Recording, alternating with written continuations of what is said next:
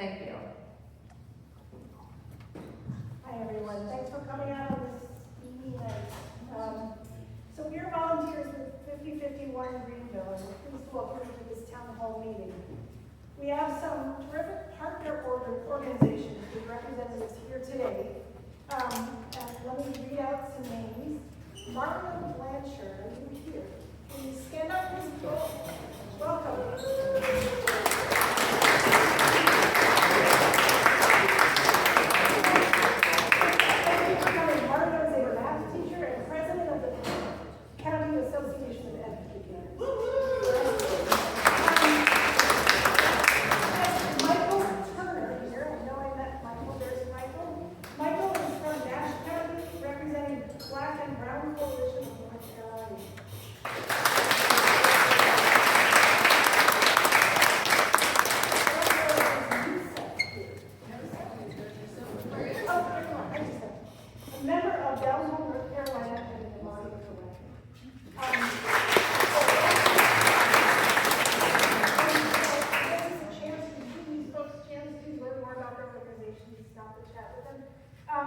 I will say there were people from several other organizations that weren't here to participate today, largely because they were at other political events, which is also very encouraging, right? So they're doing their good work while we sit here today.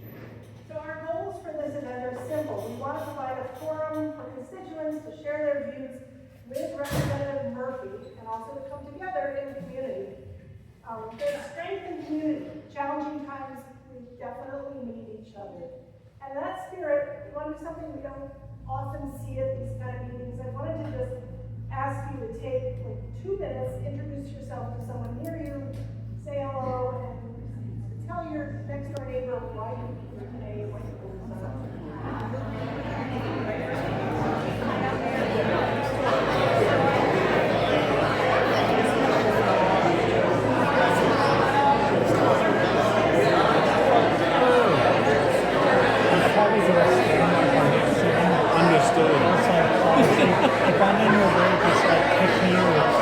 Oh, you should be fine. Okay. You should be fine. No worries. What's your name? Dan. Dan, and you are amazing.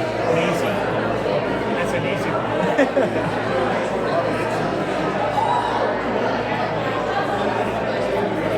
Are you doing Facebook? What are you doing?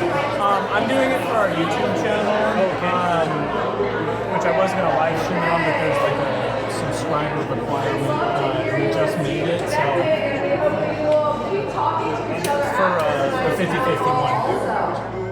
Okay, so you can see that we have this chair reserved for Representative Greg Murphy. We hoped that he would join us tonight, but he declined our invitation. Our member of Congress. And this is disappointing, but it's not surprising.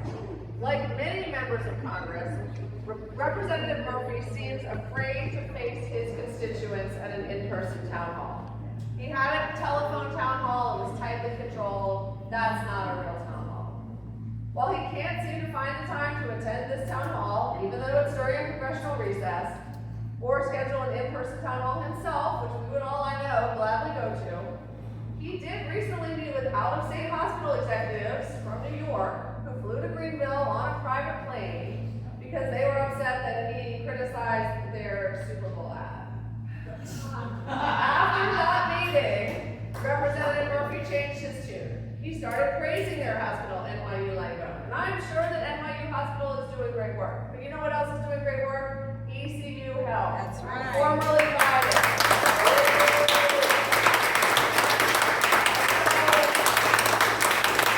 I'm of the mind that Representative Murphy should pay as much attention to his local hospital as to his making time to meet with out-of-state hospital executives. He also, during the last congressional recess, met with representatives of gun manufacturer Smith & Wesson. But he couldn't be here today to talk to us, his constituents. So we say, where is Representative Murphy? You're here, and you have things to share, so we'll get started just as soon as we tell you about the format of tonight's town hall, which will wrap up no later than 8 o'clock, depending on how much you all have to say. We will have an open mic format. We've done some research on Representative Murphy's positions, So I may share some of those as we go along, but we'll keep our remarks to a minimum after this intro. And we want to be clear that we aren't speaking for Representative Murphy or answering questions on his behalf. He should be here to do that himself. So Carol's going to explain how things will work. Okay, so first, if you wish to speak, please put your name, first names are fine, and a brief description of the topic you want to talk about on one of these. Thank you. Vanna White is over there. On one of these yellow cards. And I just want to emphasize, you can get up and do that anytime during the day. If you haven't done it yet, and you get inspired, just walk up there and do it. We ask you to limit your remarks to about 2 minutes or less. We're going to try to keep the cards organized so that we go topic by topic and sort of delve into a topic one by one, but after about 10 minutes, we'll move on to the next topic. So we may not, unfortunately, be able to get to every speaker. We hope to, but we'll try our very best. So note that this event is being videotaped and live streamed, and that is delivered to Representative Murphy, but just to let you know, if you don't want to videotape Explore Warriors.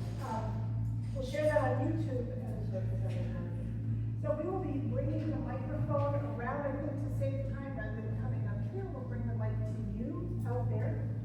And finally, whether or not you speak, we ask you to write a message initially on a white postcard. Thank you. And those will be delivered tomorrow, probably to Representative Murphy. And you've got a beautiful little mailbox made by Marianne Brother. So you got to check out that one. Okay, let's see. So notice important point. The postcard is a place for you to write your name and address. And many of you probably know that in order to log in your remarks to our new by your representative, you do need to provide that. However, it's completely optional. If you don't feel comfortable providing those, please don't. Okay. I think that's all I've got. I'm going to hand it over to Mary and we're going to get started. All right. Okay. And one last point. I'm looking out at this crowd and knowing so many of you and seeing the community spirit here tonight. I'm not really worried about this, but we do want to maintain this as a civil and respectful conversation. We have strong feelings. We want to show Congressman Murphy that he could face his constituents and have a real discussion with them. So we, say that people are allowed to have differing opinions. We want to maintain this as a space for civil dialogue and free speech. Without further ado, let's get some voices here. We will start with Jeffrey Mathis. And if you can raise your hand, we'll make sure to get the microphone out to you. All right.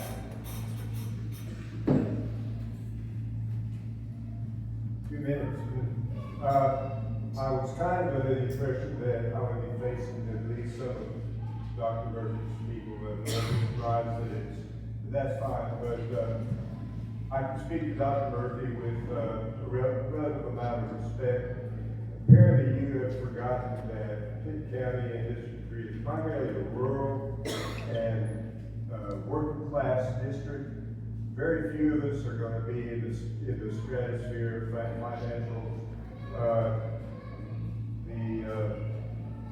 Your support of H.R. 1 is going to cause more than just a little bit of distress, more than just a few people in your district that are your constituents. They've not figured that out yet, but they probably will in the short run. Secondly,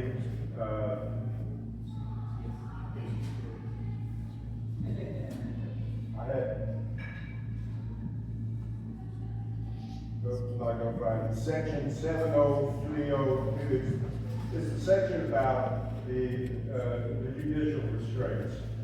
The judicial restraints are going to be that anybody who wants to file will have to pay a bond up front, and that's going to be made retroactive. And the retroactivity of that is going to be that Mr. Trump is going to be able to wipe his slate clean if this passes the Senate. I didn't expect to be number one. Somebody had to be number one, or we thank you for being number one.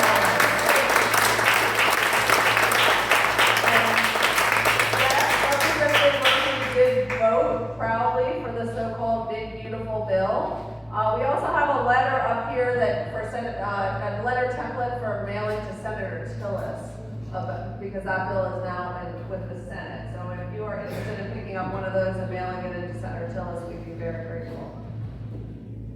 All right, next up, Michael Turner.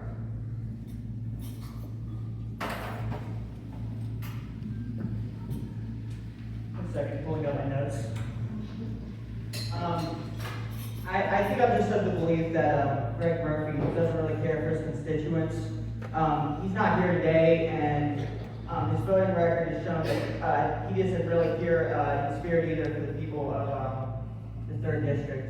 The 3rd District contains the Outer Banks, which is one of the main areas that's affected by hurricanes, and the Big Beautiful Bill, which he voted yes on, by the way, is seeking to break up that area, and he's done support behind a man who has shown clearly that he wants to get rid of that. In addition, he's getting rid of food stamps for up to 4 million people by voting yes on that bill, and he's cutting Medicaid for up to 14 million people. And that could certainly include the 14% of people in this district that live under poverty. I just don't think Murphy is here for us at all, and I don't have to be from his district in order to say that. He's voted to support ICE, and I just think that's awful, especially when 1 in 10 people in your district are of Hispanic origin, and they have to live in fear every day of someone coming and violating their rights, and not giving them due process, not giving them any form of defense against these accusations, and sending them off to a foreign nation and held under what is considered to be a concentration camp. Thank you.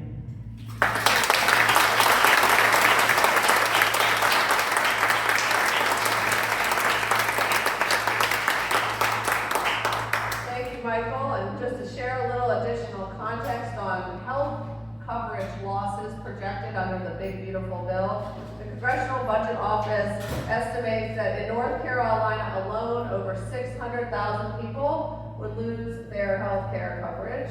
And in North Carolina, 37% of births are funded by Medicaid. So we're talking about a significant impact on our citizens and also on our rural hospitals. 200 rural hospitals in the past 2 decades have closed or scaled back operations in North Carolina, and that has a direct impact on not only on people who are covered by Medicaid and Medicare, which is and the Affordable Care Act, which is a lot of people, but on everybody who needs to go to a hospital. All right, next up, Beverly Harris. Beverly's back there.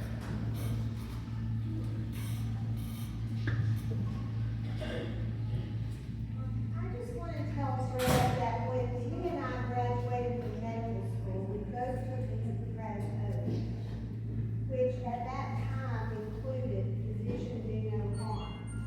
He took an additional oath in the Constitution when he was sworn in as the 3rd District Representative from North Carolina. And when, maybe I'll address him just directly, when you voted for the huge Medicaid cuts in the Big Beautiful Bill, millions of Medicaid recipients will lose their coverage if it passes in the Senate. I'm sure that there are a few people who probably abuse Medicaid, just as there are some people in our Congress who abuse their positions there. The majority of people who are on Medicaid need it. People on Medicaid will have no other health insurance if they lose that coverage. They can't help being born poor. And most people that are poor have a very difficult time pulling themselves out of poverty because they don't have the means or support to do that. And we both know that those patients will end up in the emergency department for their care, which costs much more than it costs to take care of them through Medicaid, and then they have very poor follow-up. I read in your bio on your website that you demonstrated a desire to help those less fortunate and have been traveling extensively to other countries as a medical missionary. And my question to you is, how do you justify the decision you made on the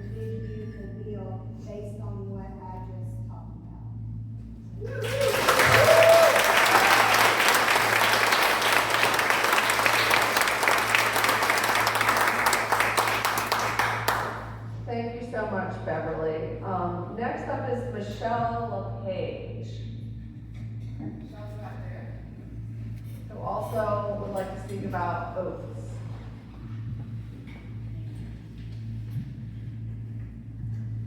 So this is a question for Congressman Murphy. You swore an oath to uphold the Constitution, yet you support a party that claims to value small government and freedom while actively restricting voting rights, criminalizing personal health care decisions, and undermining democratic institutions. How do you reconcile that contradiction as both a representative and a physician?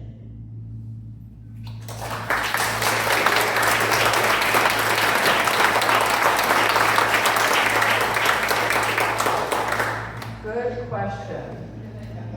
All right, next up we have Joan Mansfield. Joan, wait for the microphone, it's coming your way.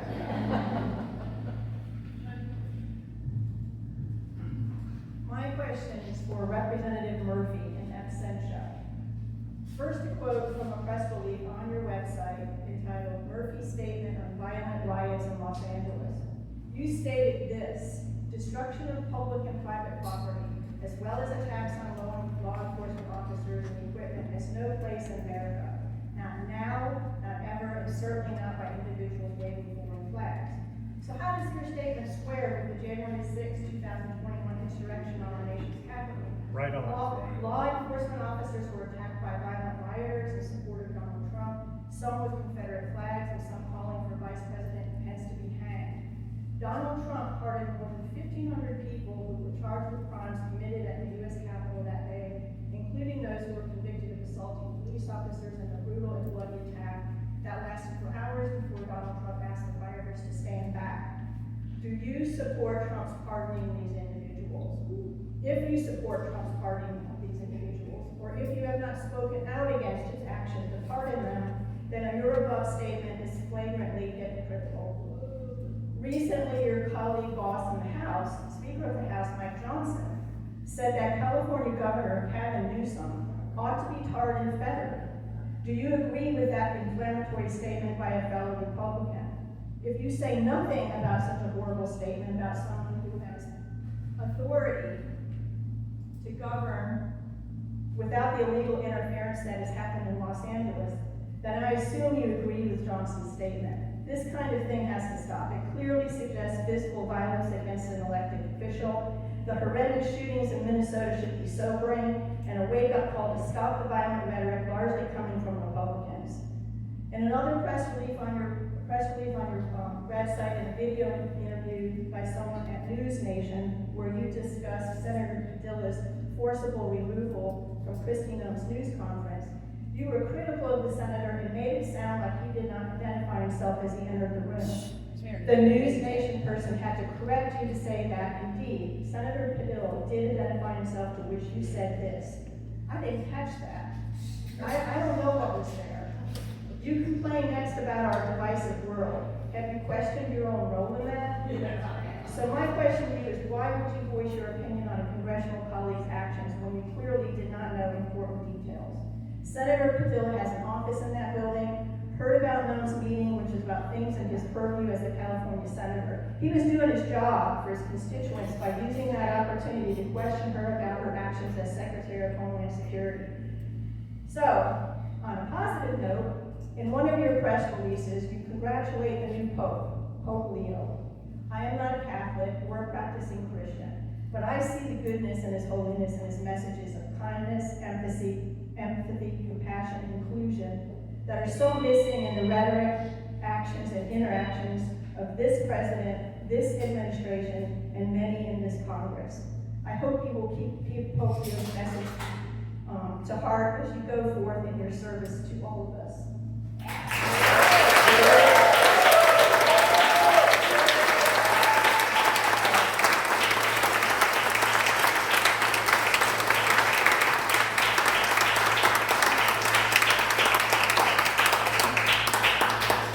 Thank you, Joan.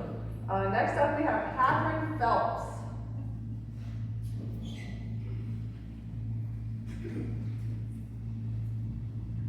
Well, that's a tough act to follow. I really wanted to speak on some of the very same things that she just spoke on so eloquently. Several months ago, I subscribed to Congressman Murphy's email updates that he sends out to his constituents. If you haven't done so, I really suggest that you do. Representative Murphy, I had this printed out at my local print shop today. It was 18 pages. That was really impressive. However, what was not impressive was the rhetoric that you use over and over again in these missives to your quote-unquote constituents. I'm one of your constituents. I was highly offended. In the first 4 pages of your email of June 15th, you used inflammatory and divisive rhetoric unbecoming of a congressman at least 9 times. You called your constituents woke. Excuse me, let me find the example.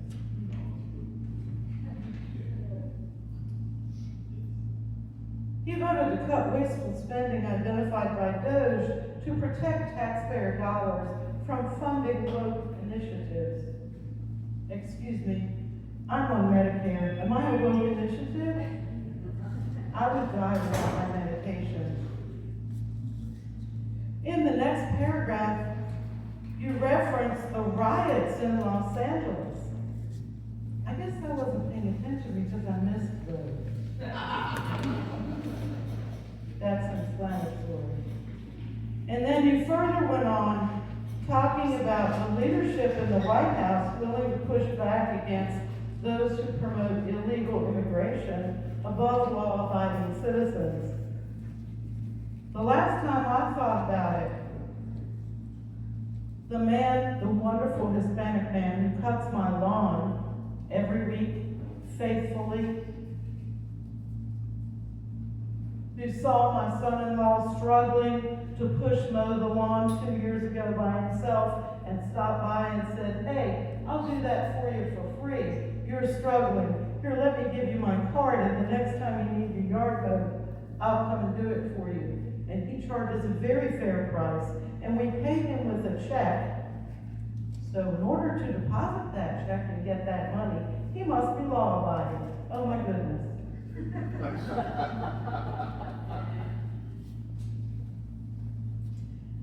Congressman Murphy, you state, "I will continue fighting for the values of North Carolina's 3rd Congressional District."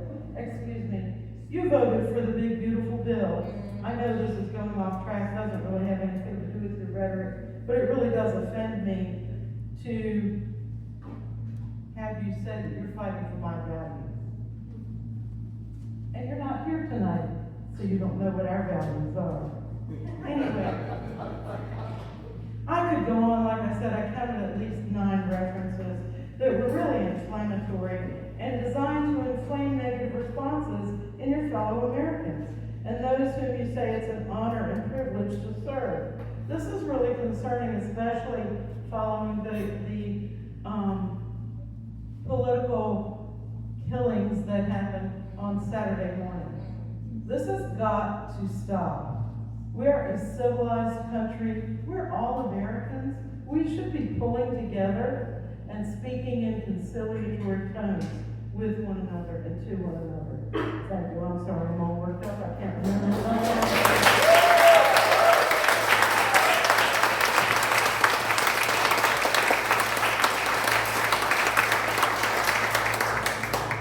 Speaking of the so-called rescissions package that Congressman Murphy proudly voted for to formalize DOJ cuts, that included cuts to PBS, apparently a low program, and to NPR, and to foreign aid programs. Now, I'm calling next on Liz Toomey.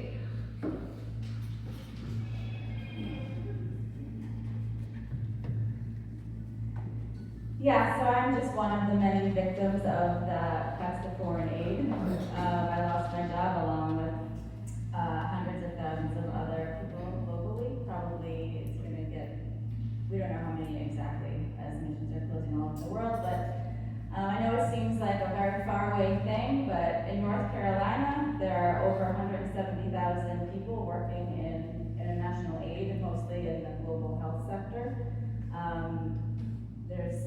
large organizations in the Triangle that employ many, many people. And so these cuts to foreign aid not only hurt me, my family, everyone else working in the sector, but they're hurting all of the countries globally that depend on USAID foreign funding for their global health security, for food assistance, and for economic development. So Dr. Murphy and the Trump administration, they want to make our world, they want to make America stronger, safer, and more prosperous. And cutting foreign aid does none of those things. It does the opposite. And on top of that, they're cutting a lot of things here at home. So for example, cuts to NIH funding. ECU, it's a pretty big economic hub of this area, along with the hospital. Last year, I think they got $8 million worth of grant funding for research. And the big beautiful bill proposes 40% cuts to NIH funding overall. How much do we think that's going to trickle down to ECU? Probably not. We'll see. So, there's a lot of things that personally I'm upset about, but the foreign assistance funding, and it's also going to hurt our farmers here in North Carolina. So farmers provide a lot of crops to foreign countries that are experiencing famine or on the brink of famine. So this is, a $2 billion deal that happens on an annual basis. That is no longer going to happen. So it's affecting farmers, it's going to affect all of the people working in the international aid industry, and everybody in the world. And it's not going to make us safer, stronger, or more prosperous. Thank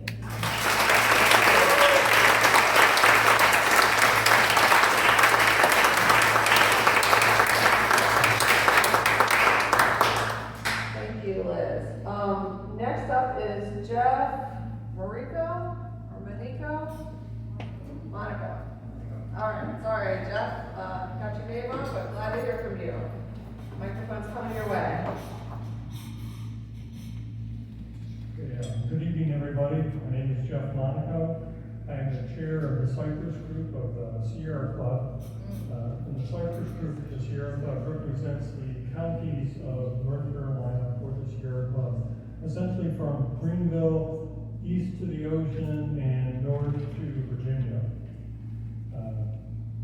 And this group, the Cypress Group, has more than 700 members and supporters in it who are voting for and very interested in preserving the environment. Therefore, I want to use my few minutes here to say, Representative Murphy, I see that you have taken action to support the anti-environmental goals of Trump and the far right. This includes, 1, reducing environmental protections, 2, resisting renewable energy, 3, seeming to be unconcerned about sea level rise. Many of us are not happy with what appears to be your abandonment of environmental protections. We worked so hard for those. Myself, at my age, of the last 50 years, I've been watching environmental protections getting better. Now, Dr. Murphy, you want to reverse that. So, I guess also what upsets me is when I say, Dr. Murphy, stop implying we can't have both good jobs and a clean environment. And let me say that another way. Stop implying good jobs are incompatible with a clean environment. They aren't. We can do both. Believe in our country. I borrowed that from the other side. The environmental damage that is occurring is obvious to me and to most Sierra Club people I talk with. If you look for it, you too will see it. Dr. Murphy, have you noticed any of the ghost forests of dead trees that are beginning to appear along waterways in District 3? So stop ignoring the damage and start supporting bills that protect this fragile environment. As the chair of the Cypress Group of the Sierra Club, I am in contact with hundreds of Sierra Club members across District 3. We want to see you support regulations and laws that create a clean environment in District 3. My vote in 2024 26 and likely to vote for most Sierra Club voters will be strongly influenced by what you do to help the environment. So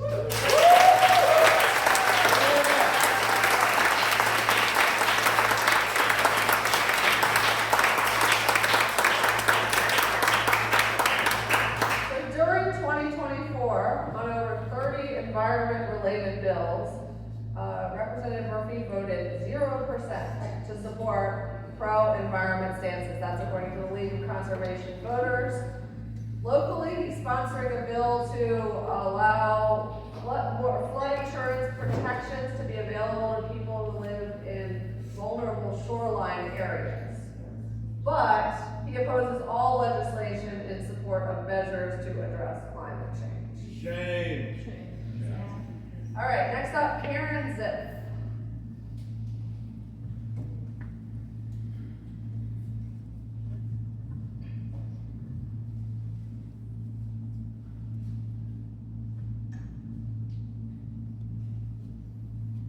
Representative Murphy, last year, 300,000 women were diagnosed with breast cancer. 50,000 women died of breast cancer.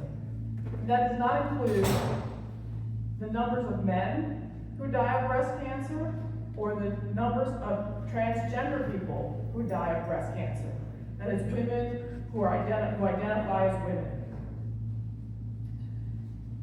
We know that 40% of Americans are going to get cancer in their lifetime, and perhaps more. Increasingly, we see young people, Representative Murphy, and you should know this because you are seeing them in your own office, presumably.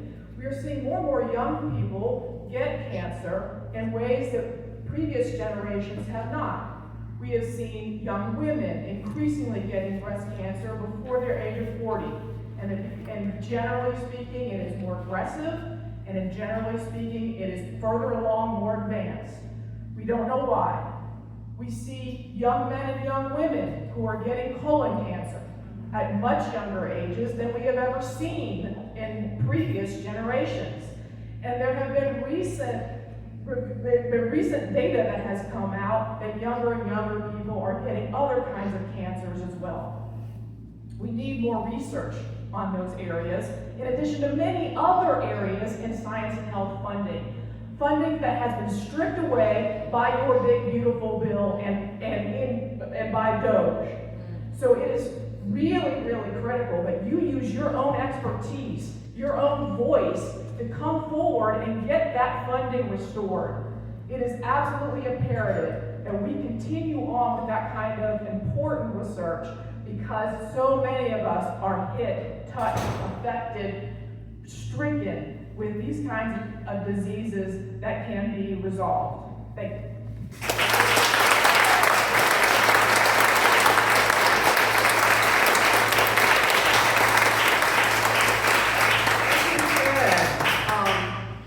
And not even including the 40% cut to the NIH budget that's being considered right now in Congress.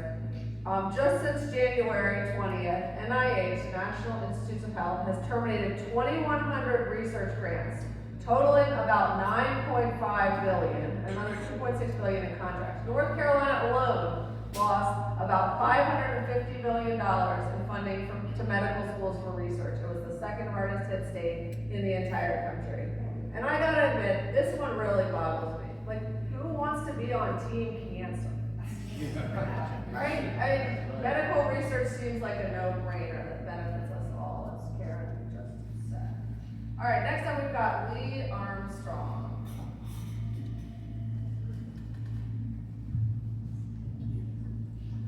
Hi there. Hi, Greg. I'm so happy to be here tonight. I'm happy that you're not. But I do want to talk to you, and I put down the subject of my talk as women's issues. I'm not a woman. But I was thinking that what I want to talk about really isn't a woman's issue. I mean, this affects guys, this affects children, everybody. And I live in Greenville. I am a widower.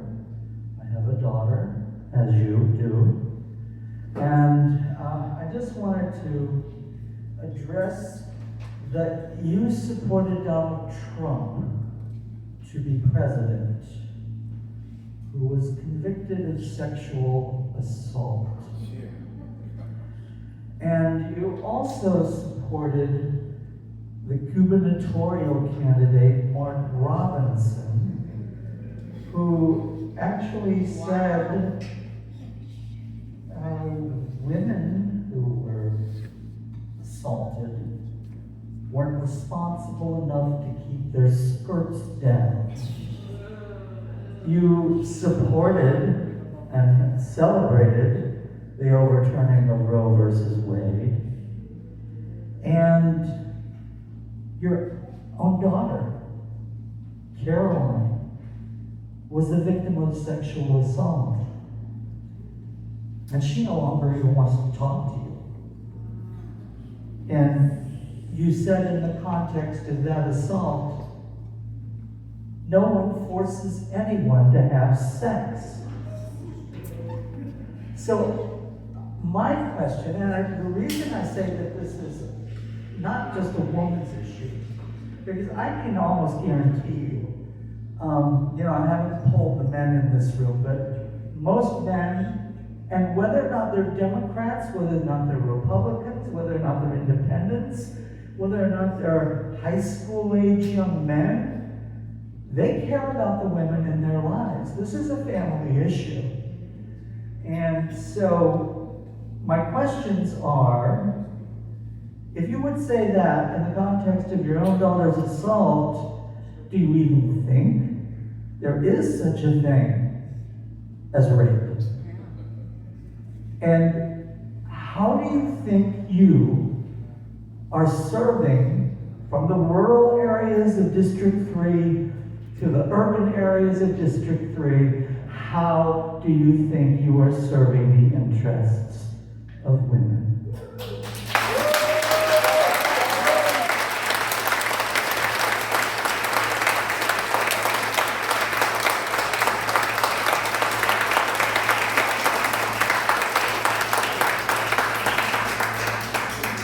Amen, brother. Thank you. And I will just point out that Representative Murphy voted to prohibit funds for military service members to travel to obtain abortion care. That's one of his positions that earned him an A+ rating from Susan B. Anthony Pro-Life America. All right, next up we've got Storm Cash.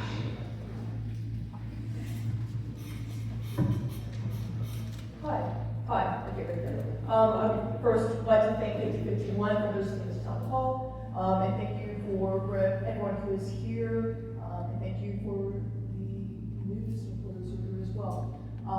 So what I would like to put this issue to Representative Murphy and for the people in this room as well is, it feels as if there are several warning signs coming from academics, coming from historians, that we're entering levels of an upcoming fascist regime.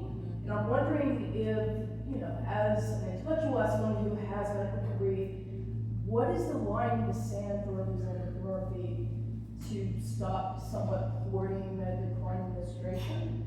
Because it feels as if there's already been signs of a threat to our democracy that is being presented both by Trump, by his administration, by the fact that he's starting to attack journalists, that he's starting to court a series of loyalists to him. I'm wondering if Representative Murphy's under the impression that Trump will receive a third term. So if he just really stays in support of Trump, he will receive the benefits of always singing his praises. Is he worried about being attacked by Trump, as a recent Alaskan senator, I forget her name, I apologize, told her Murkowski. She told her constituents that she's afraid of being attacked by Trump. I'm wondering, where's the line in the sand? Where is the stopping point where you realize that you're courting a fascist, or you're courting someone who will ultimately continue promoting people who fall in line with them? How long do you want to continue with that? That's my question to the representative. I also follow his newsletter. I feel that the newsletter is very disconcerting considering what the overall concern is. It's interesting to praise people for having, engaging in democratic actions, such as being a part of the No Kings protest that took place, where we had over 1,000 people attend. Which is like incredible. I mean, small town, I would say, Greenville. You gotta address that. You gotta address that. There's people who are deeply concerned about the situation. All right, thank you all for having me.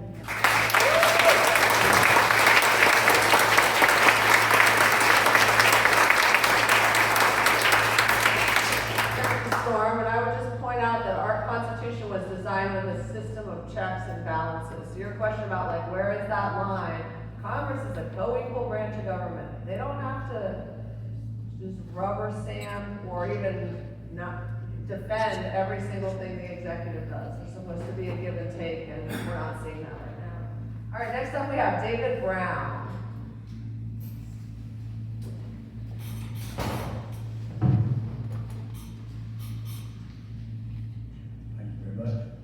My comments will be very brief because my issue has already been brought up, and it concerns section 70302 of the Big Beautiful Bill, which is restriction on enforcement, which prohibits the federal judges from enforcing contempt of court in their courts, which is obviously a key tool of our federal judges and all judges to compel compliance to the court rules. My question is, Representative Murphy, and I really appreciate y'all holding this forum. I'm disappointed he's not here, but I'm certainly not surprised. My question to Congressman Murphy is this: did he really read the Big Beautiful Bill? Does he fully understand what's in that bill? And I want him to let us know and tell us, will he confirm to us that he condones this ridiculous provision? Thank you.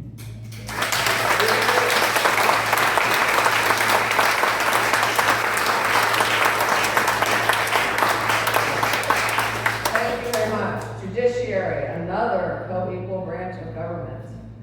Next up is Susan Reddick.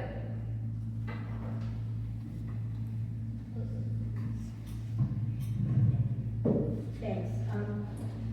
I would like to speak to a provision of the Budget Reconciliation Act, otherwise known as the Big Beautiful Bill. I grant that it is big. I don't feel it's beautiful on many, many counts. But I'd like to speak tonight on one provision of that bill that I think hasn't received enough attention. And that's the fact that if this bill passes, there's a provision in it that will deregulate firearm silencers. These are the suppressors that will make it more difficult for police enforcement to hear where gunshots are coming from, for bystanders to hear where gunshots are coming from. If this bill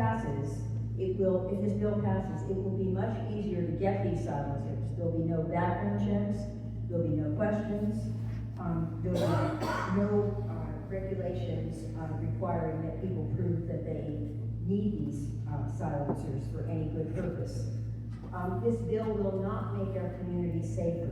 We're already dealing with, I heard on the news tonight, I had the news on for a couple of minutes before I came here, the local news.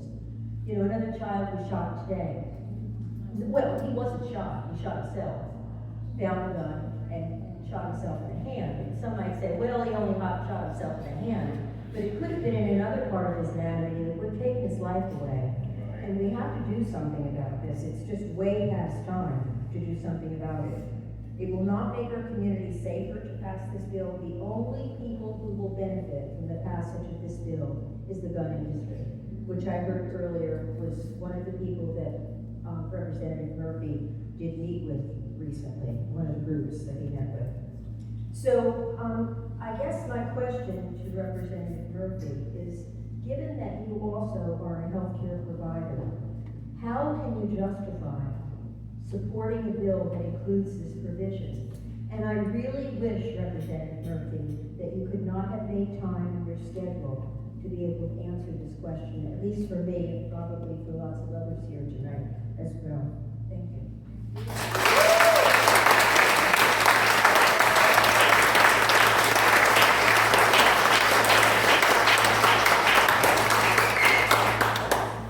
Thank you so much. Next up, we have Nehemiah.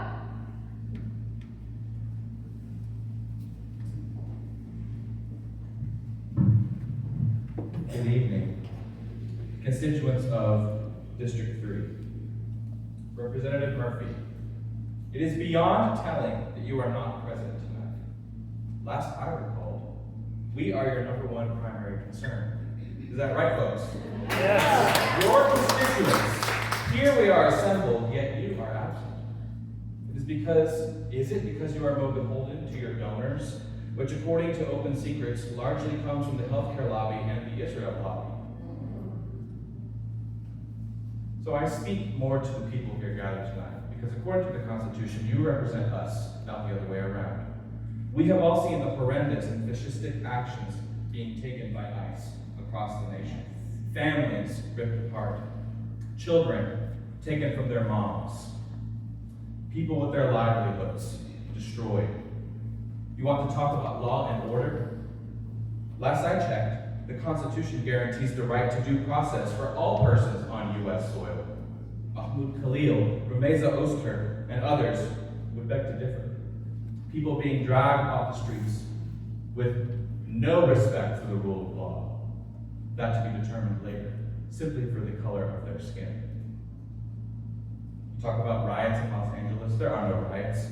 Only state suppression of free speech, people who are upset at this rise in authoritarianism. Are you okay with that, Representative? As Michael from the Black and Brown Coalition said, 1 in 10 people in your district are from Hispanic origins. You voted yes to the Lincoln-Riley Act, which has a direct impact on the Trump's regime's ongoing attacks on not just fellow citizens, but our neighbors. And it makes sense, and it is so telling that you have not said a word about Senate Bill 153, which is currently sitting on the desk of Governor Josh Stein, which will force state law enforcement to work with ICE. It will compel the UNC school system to work with ICE, and will remove protections to North Carolina's 9 sanctuary districts. Also on his desk is House Bill 318, which will force sheriffs to cooperate with ICE and require jail administrators to notify ICE prior to release. I don't think that people gathered in this room are okay with that. No. Thank you. Also, I'm a member of the Party for Socialism and Liberation. We have petitions to sign to tell Governor Stein to reject Senate Bill 153 if you'd like to see me afterwards. Thank you so much.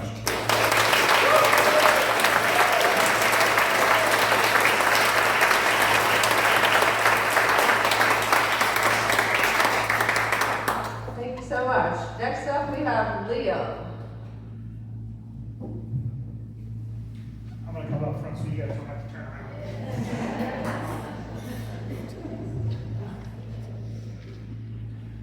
All right, so some of you guys know who I am. A lot of you don't. I see a lot of new faces. I'm the vice chair for 5501 in Greenville. It is our organization that helped put this thing together.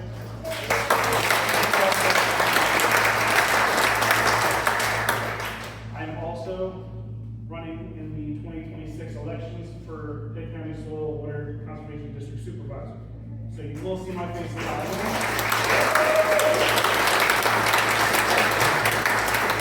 And the final thing is, I am also a Marine Corps veteran. And I'm not sure if a lot of you saw something that Donald Trump did today, but he signed an executive order that can help, that can make the hospitals and doctors deny access to Democratic veterans and single veterans as well. What? And it is pushed through this morning in executive order that a lot of people did not see anything about. Luckily, my network got that to me quickly because I am a Democratic veteran. So, Mr. Murphy, what are you going to do to support your veterans in your district? What are you going to do when you have homeless veterans in these streets now because they're losing care? We're going to have veterans dying because the doctors, and it's not just the doctors at the hospitals, it's our psychiatrists. How many veterans have some sort of psych evaluation issue or need support in that? Dentists. It's anything, and it can even come down to their veteran benefits, which would include their monthly payments. We could lose everything. Are you gonna do anything? Because from the judge of your empty chair, you're not. We need to stick together, and we all need to get a hold of it. Say him, that's not gonna happen. We need to call our legislators. We need to get on this phone because this cannot happen. We are going to lose thousands, if not hundreds of thousands of veterans because they're gonna lose their health care, their treatments, all because they are Democrats.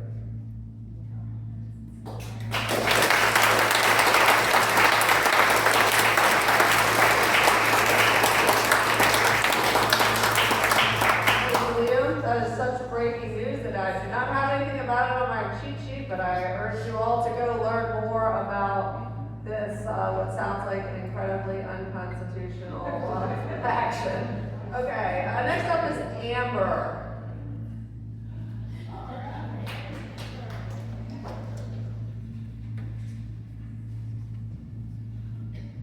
I wasn't gonna speak, but I'm just boiling inside. I can't feel myself, and this, what you just told me, just outrages me.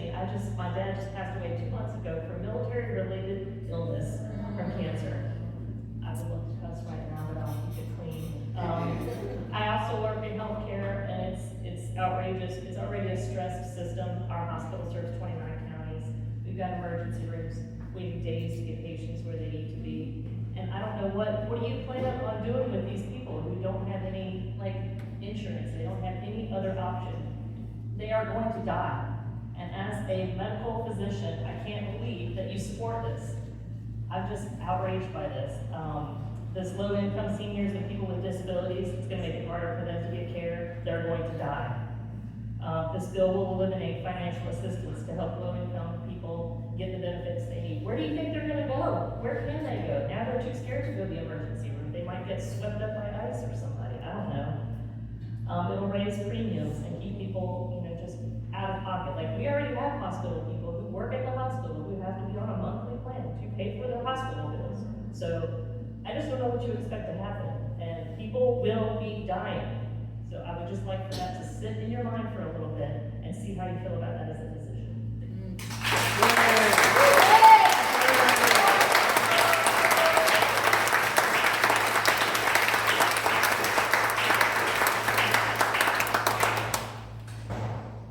Thank you, Amber, and I am noticing a theme that we expect from our physicians, from people who take oaths to protect us. More. We expect more. Next up is Nick. Right here. All right, Nick's the back there. I'll walk up front too.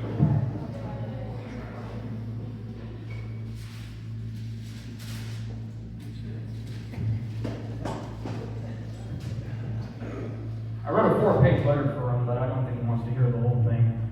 I'm just going to piggyback off some other constituents tonight who said that obviously these Medicare cuts, SNAP cuts, etc., are going to lead to a lot of obviously destruction of the poorest and most vulnerable of our society.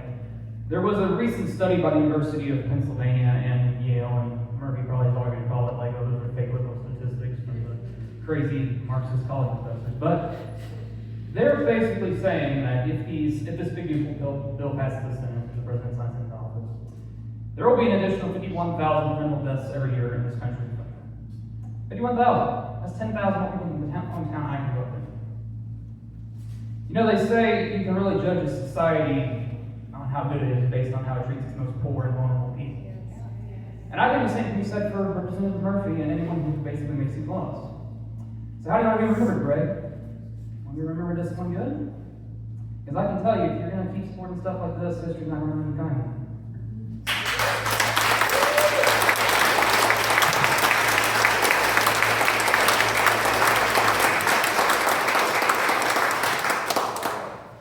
Next up we have Raj Jahad. Raj? Raj still here? Okay, well, you might have to go. Daniel Seiler? Right here. Hey, Dan.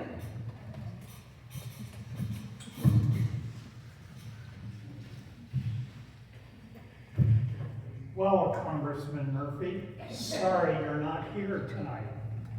But as you've gotten my several letters for sure, perhaps sometime you will actually respond. I've heard about several cuts in different benefit programs for the good and welfare of District 3 citizens. Might I suggest some areas of cost savings? As that seems to be a popular topic these days. So let's start out with your own staff of 14 people that work for you. Perhaps reducing your staff might help.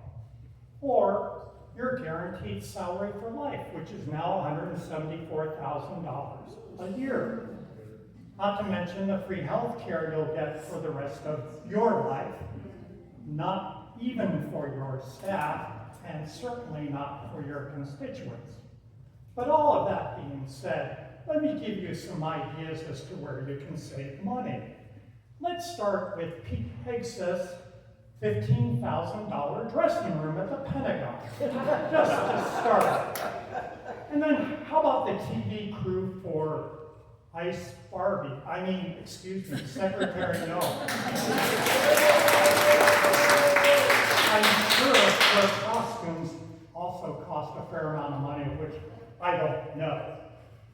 But might I suggest you start with, say the Trump golf trips. According to Golf Track, he's golfed 22% of his time starting since his inauguration.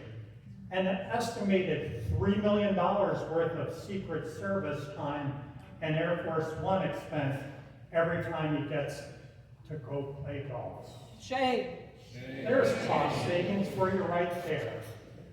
And lastly, what's a mere $50 million for a birthday party that's not very well attended? You can save money there as well. I hope you'll address these financial issues sometime, Mr. Murphy. But in the meantime, I've written the governor here and asked him to withhold any federal dollars from the federal government until you address some of these issues. Whether he does that or not, I don't know, but I'm with Governor Newsom.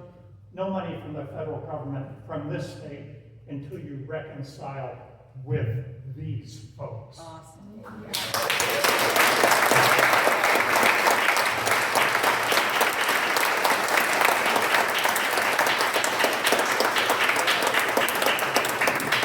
Thank you, Dan. And we have one final speaker, so last but definitely not least, Donna Callender.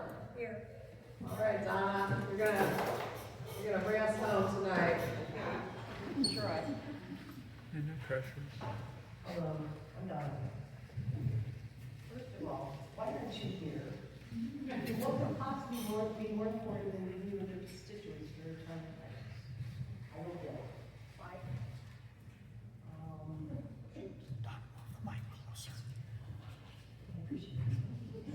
I say it sure helps.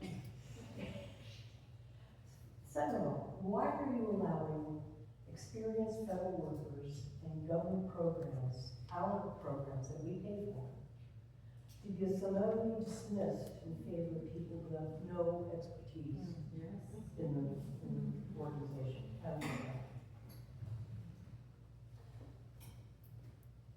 Why are you allowing the executive branch to usurp congressional rights to make funding decisions about the people's money? That's our money. That's not your money. And why do you rarely vote when you're in Congress? We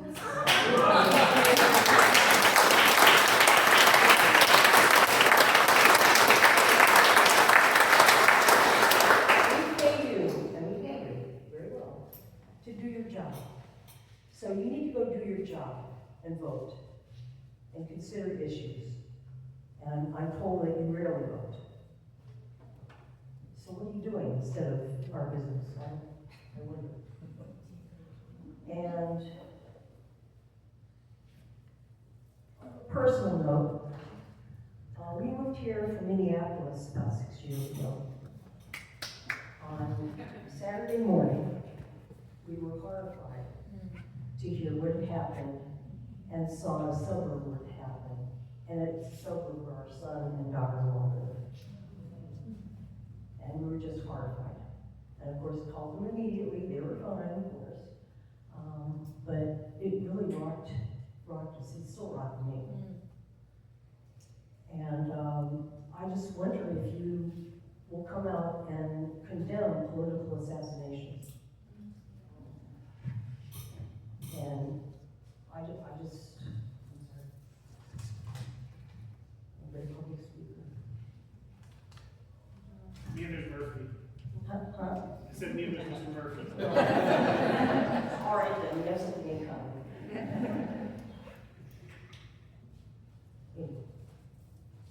I just think everything that's going on is disgusting and unconstitutional. And you're sworn to protect the Constitution. So you're not doing your job on multiple counts. And we will remember it at the next election. That's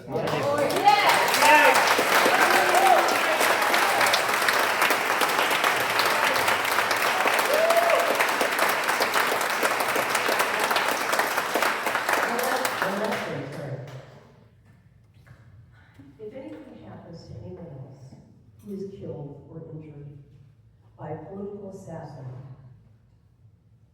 and you haven't spoken up to condemn it, as far as I'm concerned, you're supporting it, enabling it, and enabling a fascist regime. And we will not be forgotten. All the blood on his hands.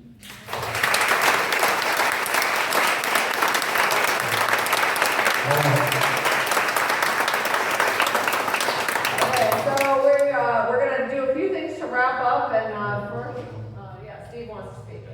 I'm Steve. I'm also with 5051 here.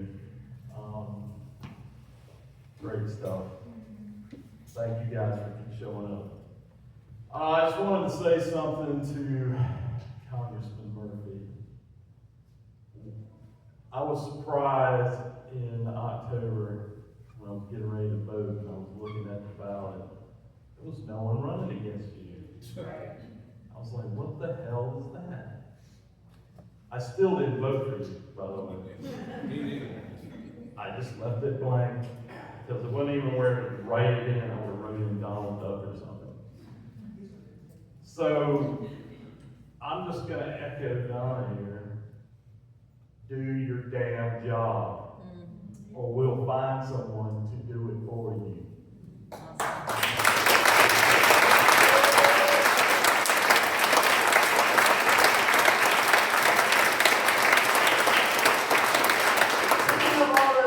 Votes. There's 435 members of the U.S. House of Representatives. Congressman Murphy is number 19 in most missed votes. So that is not any, apart from what he's voting for, that is not a great record of showing up. All right, we're going to hand things over to Liam, who has an announcement, and then we will have a few closing remarks and wrap up. All right, everyone. So I know I saw a lot of your faces on Saturday. For those that don't know, we had just about 1,000 people here in town.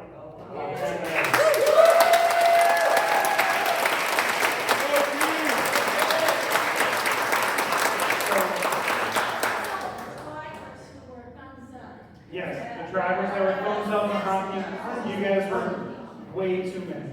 And I can't say way too many because it was perfect. Countrywide, I believe the last number that I saw was 12.6 million people. Now,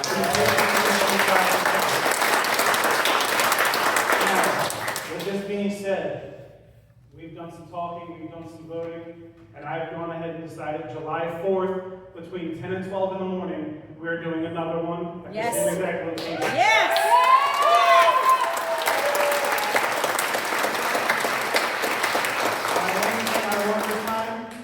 I want 3,000 people. I want 4,000 people. There's 90,000 people in the town of Greenville. 1,000 is not enough. Nope. Let's blow this corner up. Let's be stretched as far as we can. Make our voices heard. What are you calling it? Right now, it's going to be Bring Back Independence.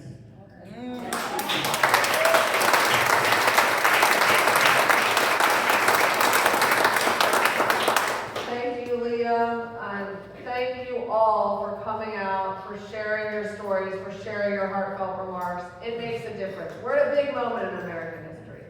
We're at a moment where people are gonna ask, where were you? What did you do? And you could say, I stood up, I spoke up, I marched, I talked to my representative, I sent letters and postcards, don't forget about postcards. Of course, I voted. We have a voter registration table back there. I'm guessing that most of you are already registered voters, but if you need to update your voter registration, Donna can help you. So we're here, but where's Representative Murphy? Why is he choosing loyalty to Donald Trump over engagement with the concerns of his constituents in Eastern North Carolina? Why can't he at least be here to explain why he's taking the positions he is? So thank you for showing up for democracy. Come out on July 4th. Stay tuned to the 5051 Facebook page for other events in the coming months, and